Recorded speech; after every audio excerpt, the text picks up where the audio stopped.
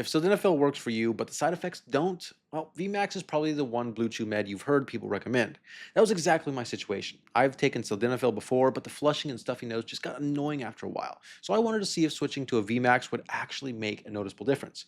And if at any point while watching you do end up wanting to try VMAX for yourself, like I did, I'll drop a link that I used in the description below, or you can just scan the QR code on the screen that gets you the best price available anywhere. So here's what pushed me toward testing VMAX. I'd already used BlueChew's standard sildenafil on their Max combo, but the side effects were noticeable enough to be kind of distracting. When I saw that VMAX uses Vardenafil instead of sildenafil, I decided to give that one a try instead because Vardenafil is known for being gentler for a lot of guys that struggle with side effects from eating meds.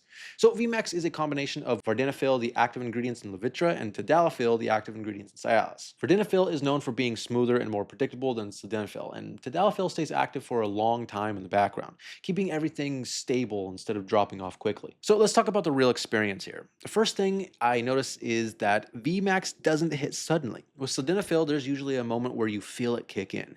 VMAX doesn't really have that moment. It ramps up slowly and settles into a steady, natural feeling effect. It didn't feel forced or intense, it just felt like everything worked the way it was supposed to. And when it was working, it's pretty stable. Every time I used it, the timing was very predictable. Now, it's not the fastest formula BlueChew makes. If you want something you can take last minute, this isn't that. But if you can give it a little time, like half an hour or an hour, it makes up for the slower start. And because of the tadalafil, you don't have to rush anything. And when it comes to the side effects, VMAX was noticeably better for me. With sildenafil, I would usually get some facial flushing and a stuffy nose. With VMAX, the first time I took it, I had a tiny bit of nasal stuffiness, but after that, practically nothing. And that also lines up with what people are saying about Vardenafil being easier for some guys to tolerate. But now in terms of signing up, it's the same standard BlueChew process. You answer some medical questions, a licensed provider reviews everything, and if you're approved, they ship it straight to your door, no in-person appointment, no pharmacy pickup. And if you ever decide VMAX isn't the right fit, you can always just switch to another formula.